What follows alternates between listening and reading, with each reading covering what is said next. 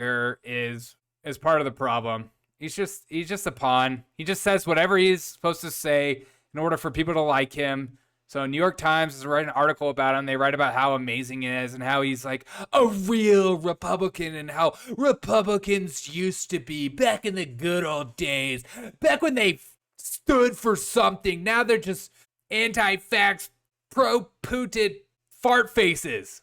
I got an invitation to do Tucker Carlson's show tonight. And I decided not to because I was wiping the tears from my eyes from the last time he made fun of me. And there's no way I'll go on his show for a number of reasons. Because he would absolutely destroy me in an argument.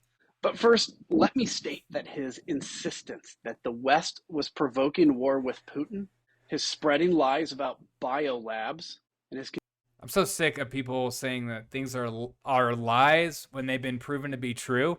Now, whether it's totally U.S. funded and all that, we can get into those kind of conversations. But to say that they're not even there, it's a conspiracy. It didn't start at the Wuhan lab. Conspiracy. Continued spewing of conspiracy theories are nothing but... He's basically Alex Jones. We should only allow him on InfoWars. Complete evil. He's complete evil. Imagine being a grown adult man and having another man with a different opinion other than yourself and being like, that's just evil. Show is full of Russian propaganda and not news. You know when he starts like nailing talking points? His show is full of Russian propaganda and not news. Bada bing, bada boom. You see what I did there? I said it like this. And then I went like that. And then it created some emphasis on what I was saying. His show is full of Russian propaganda. It's not news. In your face.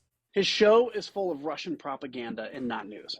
And I will not validate his show by making an appearance. I do not want to be associated with it in any way.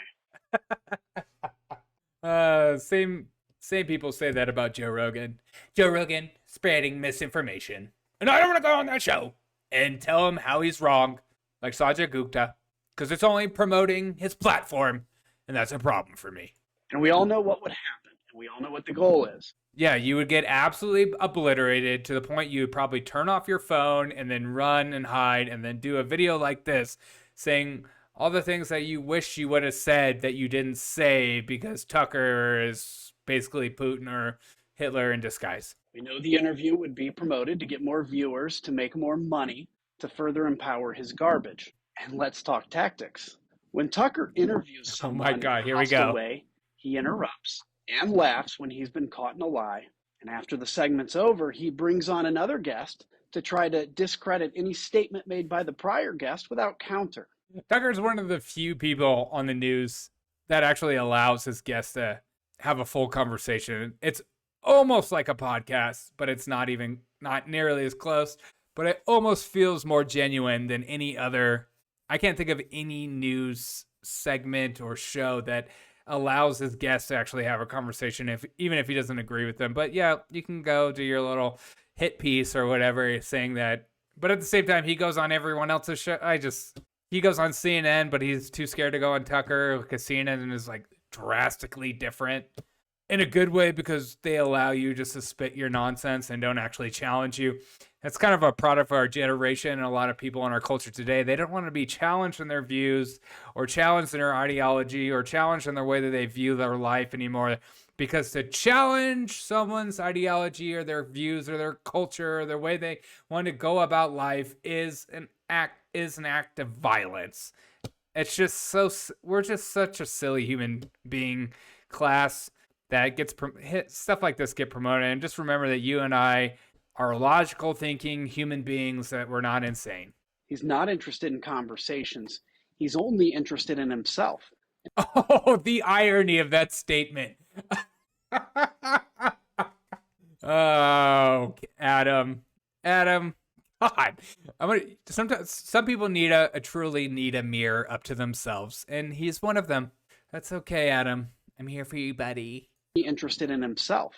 And at the end of the day, he'll continue to use his platform to deceive his all too trusting viewers and to further his own sense of power. The situation in Ukraine is serious and the outlook is dire. Yes. This moment requires... I don't think Tucker is saying otherwise. I think you would be an idiot to say it's not serious and dire. Serious conversation. There are people actually being murdered. That is really happening. And decisive action. Not a self-serving showboat clamoring for more clicks tonight. So rather than validate his...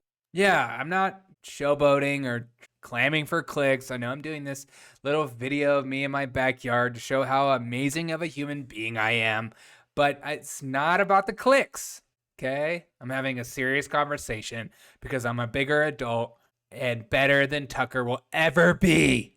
Hey, CNN, I'm open for business soon. His propaganda programming, I'm going to use my effort to support the Ukrainian people. I love how that's like such a grandstand in today's culture. I'm supporting the Ukrainian people. He's basically pro-Putin at this point. So if you're interested in joining me, please consider donating to the Stand With Ukraine Fund. It's at countryfirst.com, country1st.com. And 100... Oh, the irony that it's called Country First. What about America? Nah. Countryfirst.com, country1st.com. And 100% of the money raised will go to humanitarian aid for those still in Ukraine and for those who Ukraine? become refugees. Tucker has made it clear he stands with Putin and his war against freedom. Oh my God. He stands for Putin and a war against freedom. I haven't seen the Oliver Stone documentary. I've been meaning to watch that. Thank you for bringing that up, DEFCON. His war against freedom. The irony after the last year and a half of COVID and forced mandates and stuff like that. We can pretend this is about freedom, sure. I stand with Ukraine. Wow. So beautiful. So brave. Democracy and the men and women willing to fight and die for their country. Finally, Sophia and I want to offer our prayers for Benjamin Hall, a Fox News reporter injured in Ukraine. See, this is me putting my hand out and reaching across the aisle. I'm supporting a Fox News reporter. So, this guy, God. The job they do is dangerous and appreciated. This makes Tucker's position all the more disgusting. I just can't with this guy. He's foul and disgusting. That's how he ended it. Oh, Adam, you're not a serious human being, dude. But you'll do just fine on CNN's Plus program. You can maybe take over Brian Stelter at some point. You could be the new reliable sources with Adam.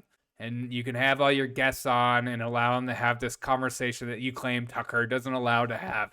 But I'm excited about your podcast. You should start it soon. Just go away.